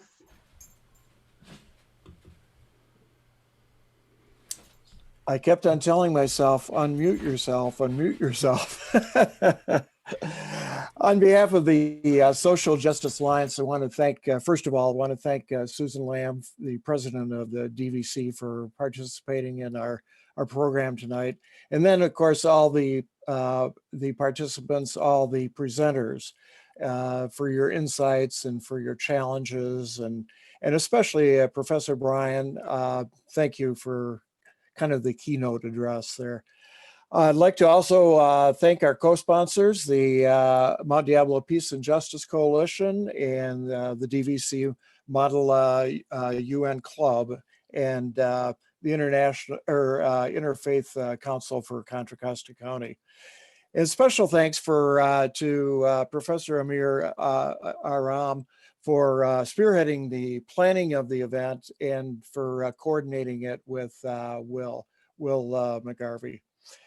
And then, of course, final thanks to all of you for attending and showing an interest in the work of the United Nations. Obviously, the work is ongoing, and it will be for forever, probably. And it's invaluable, and we have to continue to support its efforts for world peace.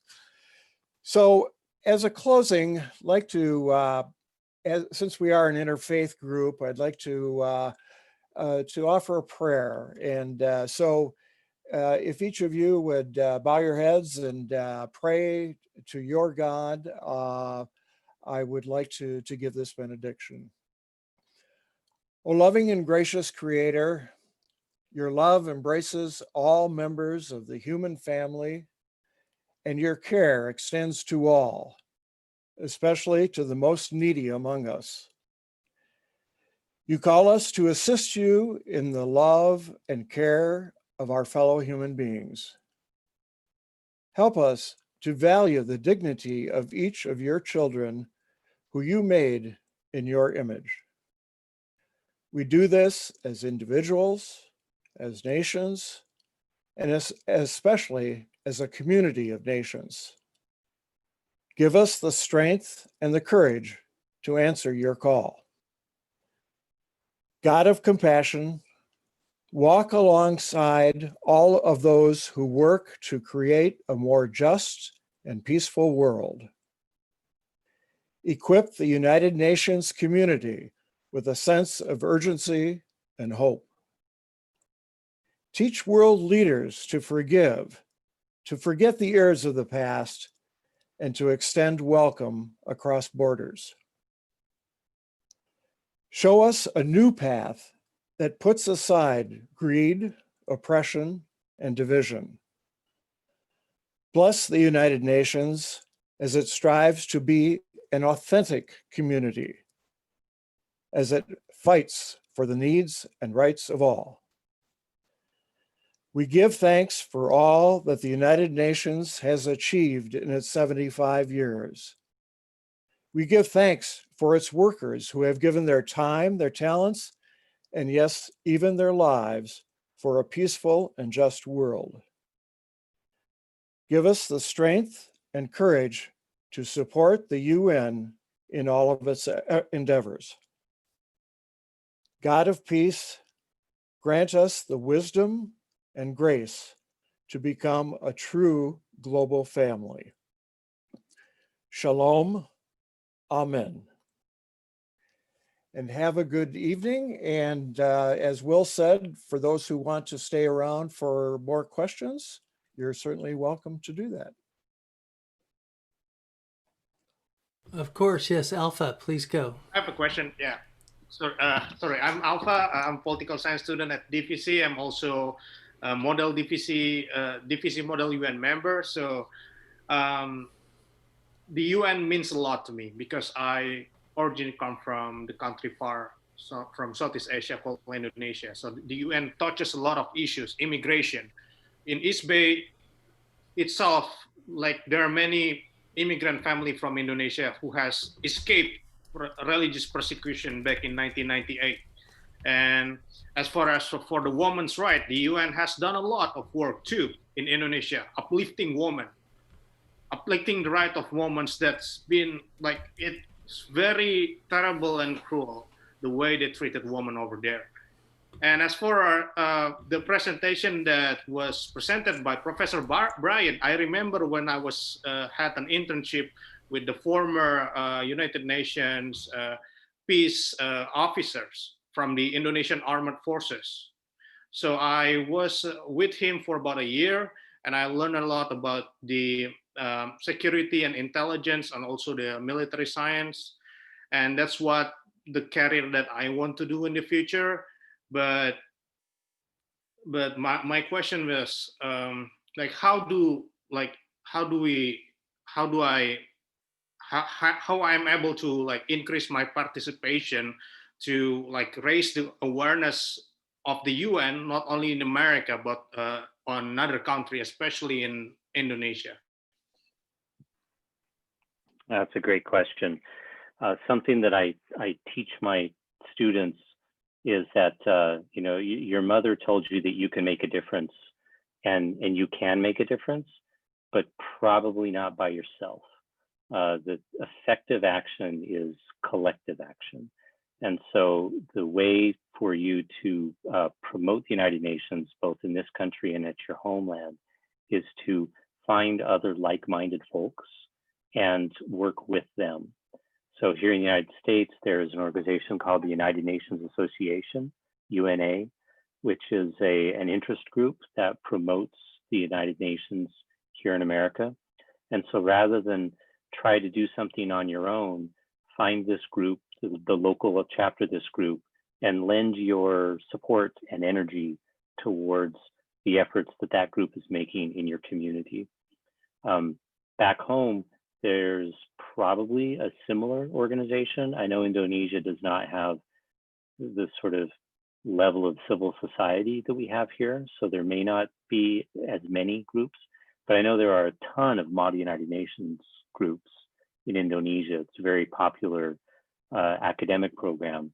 And so I would be surprised if there wasn't an organization that tried to promote awareness of the United Nations. And so join a group that is doing what you want to do rather than try to do something on your own. Yeah, but Professor, there will be many resistance, especially from far right-wing group in Indonesia. So there will be no organization that want to help interfaith like discussion, because it will be straight away like persecutions over there, right? But it's hard. Like human rights are, you know, being watched by many international organizations who came, but subsequently it being stopped or persecuted. Like those are two things that are very common. So Alpha, there is an East Bay and a San Francisco UN association, and you could join those groups and try to work through them. And I would say that based on my knowledge of some of my classmates from seminary, there are Indonesian people of faith, Muslim, Christian, Protestant, Catholic, different parts of Christian world have co-religionists there.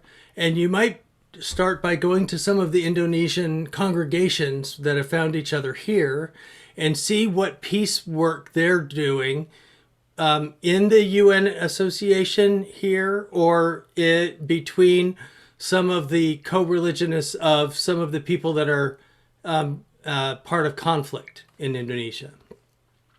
And that might show the people in Indonesia that there's an opportunity to be able to use interfaith skills as well as the more secular UN association skills to be able to do the kind of peacemaking that you might be interested in here, and then maybe even taking people back over there to talk about how you've dealt with some of the conflicts between people that have conflict there, how you've dealt with them here, and how you've been able to do some of that work. That's kind of a model that's used with expats around the world that find each other and are still working on peace in their homelands.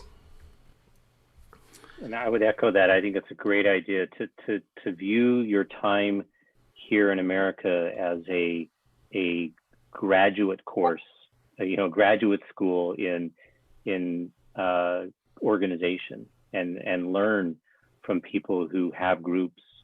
Not that you're going to go start a revolution, but to know how to have an effective organization, to know how to communicate with people, to know how to build bridges between communities. And as Will said, the interfaith model here is great to learn. And then you can apply that model when you go home to build peace. And one of the groups that's doing that here, as well as in Indonesia, is called the United Religions Initiative, which was also begun in San Francisco around the 50th anniversary of the beginning of the United Nations. And what they've done is they've helped groups around the world find each other and create interfaith groups that are doing peacemaking or development work or gender equality work, whatever this group of people that have at least 3 or 4 people from different religions and faith traditions to create a cooperation circle with the United Religions Initiative. And then you can work with other cooperation circles like our Interfaith Council or other groups that are working on specific peacemaking issues in specific regions. And we've done a lot of work with them when it comes to some of our educational programs on the plight of the Uyghur Muslims in China, or even understanding the conflict in Kashmir. And oftentimes there are folks here in the United States that are interested in peace initiatives in other places and are willing to work with other cooperation circles around the world. And there's over 1,000 cooperation circles with the United Religions Initiative, URI.org. The Interfaith Council of Contra Costa County is a cooperation circle. They just celebrated their 20th year anniversary, but it basically came out of Bishop Swings, who used to be he's now the retired bishop of the Episcopal Diocese of California, that when they were coming to California to be able to celebrate the 50th anniversary of the UN, he was asked by the UN to put together a group of religious leaders from around the world to come together to create this. And the Parliament of the World's Religions does something very similarly, and they meet about every 2.5 to 3 years in different parts of the world. So there are some very similar things going on in the faith community as well as in the peace community and in the UN communities around the world. Other questions? Yeah, Ahmad, and then Susan. Alrighty, so Multiple people have more or less touched on this already, but we see in the world that, and again, maybe this is coming from a position of relative ignorance on my part, but we seem to see in the world that the issues that are happening in the world are occurring at a seemingly accelerated pace, right? You've got the impending climate issues that we have to deal with, immigration, the civil war in Syria that has been going on for ever and ever now, and the veto, of course, that we discussed. The thing about the UN is that it's really only as powerful as the member states, and specifically as the big five with veto power decide to give it, right? If one country with veto power decides against the majority, they, as the minority, can hold the entire committee up, and they can block anything that goes that they want to push through, right? So I'm thinking in terms of how the UN can be made to be a more effective organization, and I forget. You see, I feel kind of bad for forgetting his name. Let me just cycle through. Professor Brian Dille. There we go. Sorry, I forgot your name, but he touched on how some people are considering making the UN a world government, right? Now, as I said earlier, the UN only has as much power as the member states decide to give it. But if we look at organizations like the African Union, for example, where it's kind of like the UN, but it's specific for the African continent, right? I just want to ask everybody, what do you guys, first of all, do you guys believe that the UN should be given more power in the world, like more like actual political force to make things happen?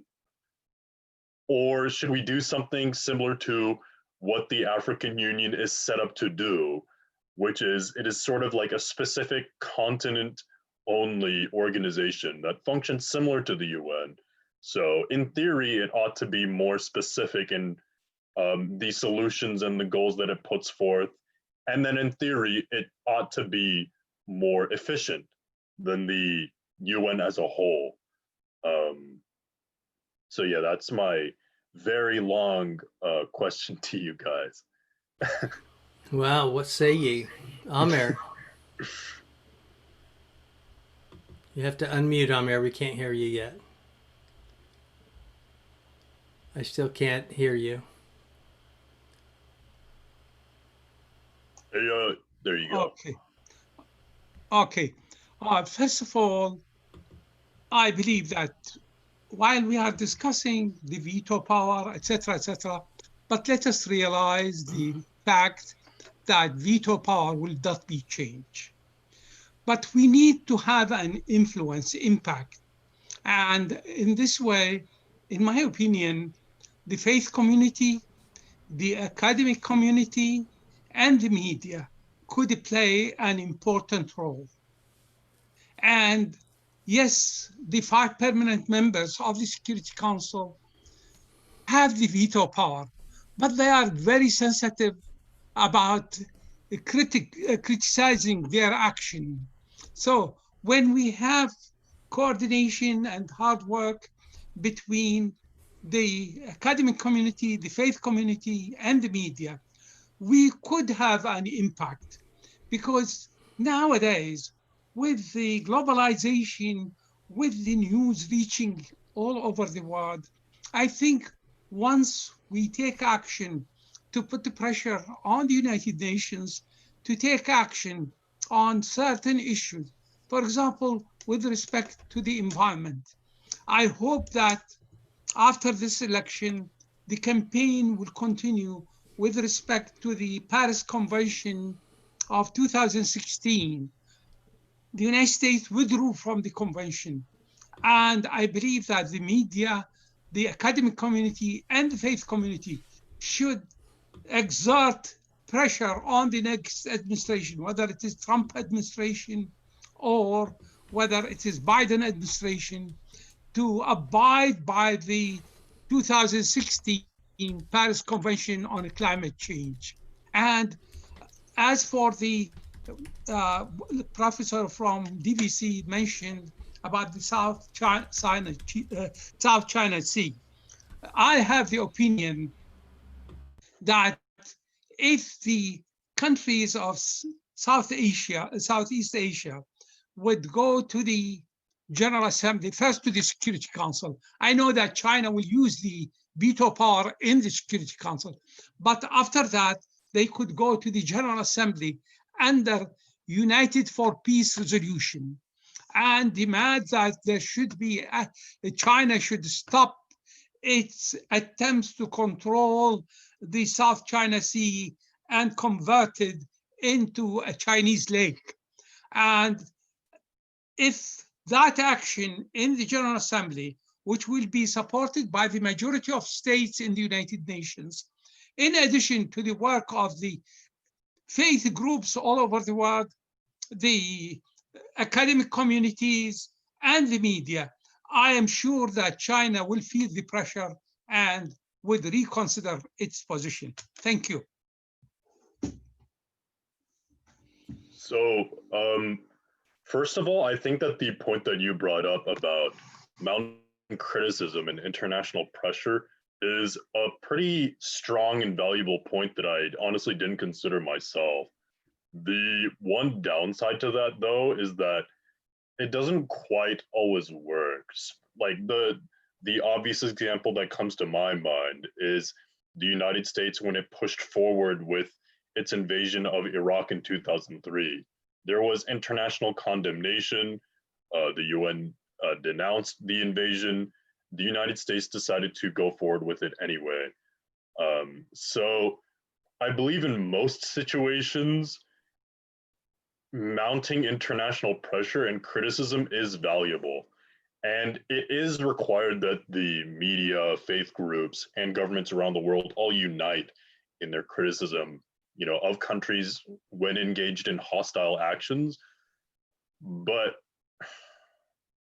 I feel like most of the time, well, maybe not most of the time, I feel like a lot of the time, more is going to be required than simple condemnation. You know what I mean? No, I don't mean condemnation. Taking action. And just to add a little extra tidbit to my question, a thought that just occurred to me. Basically, I'm worried that overall, the rate at which issues, come up on the world are going to outpace the rate at which the UN actually gets things done, especially with all of the competing interests that you see in the UN and all the back and forth and the time it takes to come up with the resolutions and new committees and all of that. So okay, so let me try to address that. The United Nations is not designed to be a world government. If it had the power that you would like it to have, it would not go well because it's institutionally not structured to be able to wield that kind of power. So I can see sort of a Star Trek universe where there's a global federation. We could do that, but that's not the United Nations. That's a completely different organizational structure. It's frustrating to watch democracy happen because everyone has an opinion and it's difficult to move forward until there is something close to consensus. And so it is frustrating. And I understand your concern that the pace of that conversation is too slow for some of the real problems that we have. But I tend to be an optimist generally, because in the past, when crises present themselves, the countries of the world do act. So we look, for example, Anna talked about the COVID efforts. One thing she didn't mention is the COVAX cooperative arrangement, where most of the countries in the world have agreed to share information in the development of a vaccine, so that once that vaccine can be quickly developed because all the information is being shared, then there's no license to be paid to use that vaccine. Every country who's part of the consortium will be able to manufacture it without having to pay a kickback to whoever invented it. In the United States, we're not participating in that because of the direction that our country's leadership currently took. But the existence of the COVAX movement shows that the global community can move quickly when the crisis presents itself to be done. And I would give some caution to you that your frustration is that it takes too long, and you want an international body that has the coercive power to make countries comply with the things that you want it to do in order to solve these problems. And the concern is that if you have a global power with the ability to coerce compliance, that there will be a contest over who controls that power. And the end result of that may not be a world that you had hoped for. And so the current situation where we have to cooperate and we have to communicate, as frustrating as that is still our best hope for not having a global conflagration. So be careful what you wish for, is what I'm saying. Yeah, I think one of the best points you brought up is well, they were all good points. But I think the best point you brought up, in my opinion, was the point that you need to be worried about who may come into control of the UN if you give it, such an amount of power. And the thing about, any organization is that, or any governing body, is that the more power you give it, the more sort of, I guess I'll use I don't know, that was actually a terrible analogy, never mind. But the more political power you give to any governing body, the more potential it has to do good, but the more potential it has to do bad at the same time. So you're either you basically you put the different possibilities of the situation farther and farther on opposite ends of the scale, right? Either it could go really well or it could go really, really badly. So I definitely see what you mean when you say that. So yeah, I don't really think there's any kind of easy answer to, or easy way to get the UN to be able to do more without also giving it the ammunition to become a dystopian, fascist world government.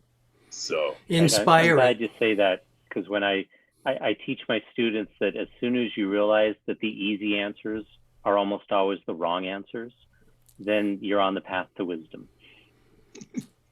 Inspiring can often bring about more change than control. Emmanuel, are you there? Did you have a question? I saw you unmute a few minutes ago. Yeah, I was just going to add that what Professor Muir said earlier on, that putting pressure on the leaders or the country might work. And I agree with that to a great extent. But to the extent that the country is a democracy. And as President Susan Lam said, UN is trying to get us to be our better selves, and then Professor Dille underscored that, which would mean that if we focus on humanity and integrity, then putting pressure would affect, and also under the backdrop of democracy. But when you have a dictatorship or one that is not a democracy, then sometimes it would take a long, long time. So in the case of China, it's different from the United States being a democracy. And when you put pressure on the country, the companies are going to feel it. and they'll look at the pocketbook, and when people are not investing and calling for institutions to divest from them, then they cave in. But I don't see that happening to a greater deal with China, since it's not a democracy, say like the US, or if it were a democracy like India, you can see that happening. But yeah, and then the other thing is, I think I mentioned the OAU. Yeah, the OAU worked to some extent, but they also had their troubles. I think Professor Brian mentioned when you have an organization that is that strong, there is clamoring for that leadership. And I think Kwame Nkrumah was viewed as trying to control all the countries in Africa. And that led to his overthrow in 1966. And for that matter, there was a lot of strife between Kwame Nkrumah and Houphouët-Boigny of the Ivory Coast, Côte d'Ivoire. So yeah, although, and they don't have nuclear power either. And so it becomes too complicated when you have nuclear power in place and they are all on different sides, as opposed to the African countries that don't have any nuclear power. So yeah, that's my 2 cents. But I like Professor Brian Dille, I'm hopeful that China would come around, as it's also trying to extend its tentacles in the rest of the world. Then those can mobilize to put that kind of pressure that Professor Amir was talking about.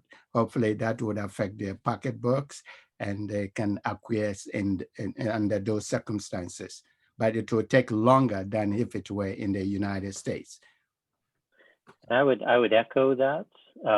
China very, very much wants to be seen as a friend to most of the world. They want to be seen as a great power. They want to be seen as a superpower, and they're actively courting that PR. And so I think that does make them susceptible to pressure. In order to achieve what they want, they cannot be the world's enemy. So I've appreciated this conversation, but I actually have not had dinner yet. So I think I need to bring my participation to a close. But I again appreciate the opportunity I've had to meet all of you, and thank again the Interfaith Council for organizing this, and for Amer for asking me to participate. So Thank you, guys have Brian. a good night. Thank you. You all, yeah. Thanks so much for being here and sharing your wisdom and experience at the UN. Levi, Brian, you're free to leave whenever. Levi had a question. I don't know if we'll be able to answer it without you, but we'll try. And we'll, or maybe he has a point to share. I leave Levi in your adept hands. Yeah, so I do have definitely have one question, but I did want to make a quick comment on what was being said. Yeah, like about with like the power, how much power given the UN. One thing I would definitely say is a good way to summarize that is, you know, it's a tool at the end of the day, and what a tool does comes down to how you use it. And so you gotta find the balance of how much you can control it, in the sense of how you manage it first, because if you make it too powerful and you can't control it well, then it's more likely to do more harm than good. So if you're not getting good results with a weaker tool, you're probably not going to get better ones with a stronger tool.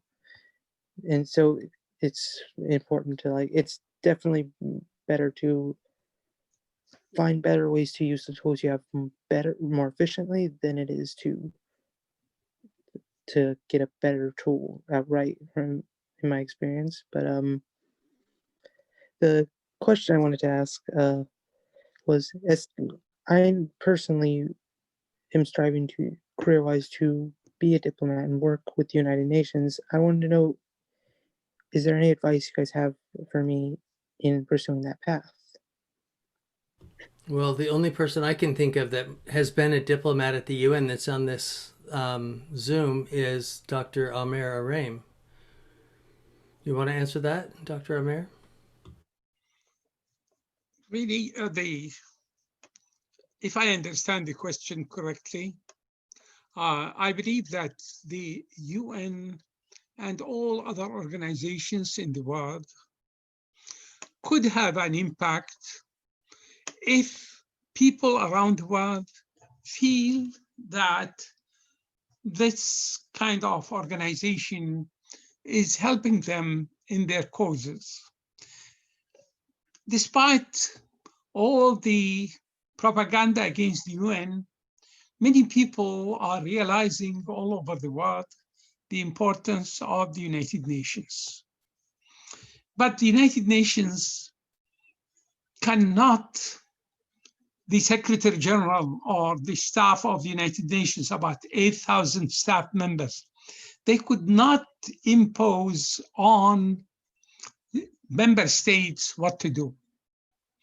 Member states should feel the pressure, as I said, from their own constituencies. But in China, you don't expect that because the government is in control of the system as a whole.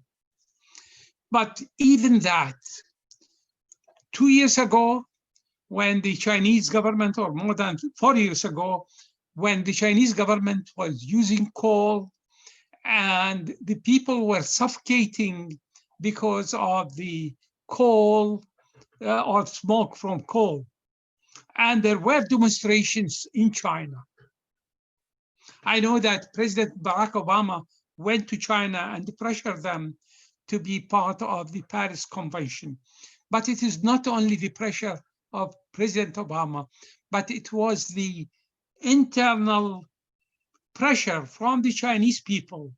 Because now with the globalization, despite all the criticism of globalization, we are coming in one way or other, a global village. And whatever happened in China, it will be, or in America, it will be watched by the iPhones in the villages of Kenya. Therefore, the world is becoming really global village. But nevertheless, we still don't have the influence. When governments concerned feel that they are under pressure and they must change their course of action, they will not change 100%, but they will realize that the steps or the policies they are adopting are harming the people, and that might threaten their own power. This is I hope I answer your question. Thank you, Dr. Amer. So I think we've come to the place where our time together has commemorated the UN, has lifted up a lot of the strengths and the weaknesses, and we've gone over 2 hours. But on behalf of the Interfaith Council of Contra Costa County, we want to thank you for being here and being a part of this tonight. And Amer Araim, did you want to give us a final word? Yeah, thank you very much. I would suggest, if that is possible, you have the recording of this. If you can send it to the participants as well as to all the members of the Interfaith Council. You have an email, Yep. and you can send it. We will do that. We will share it with the whole council, and even those that weren't able to be here can hear the wisdom we shared. We want the message to be here. And even if you can send it to the East Bay Time and let them watch it and discuss if they want to write something about it.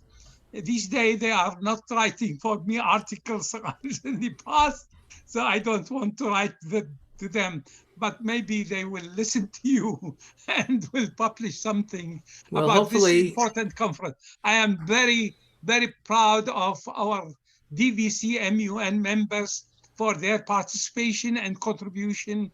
And I am thankful to all of you because you accepted the idea and we developed it into a very useful and important conference.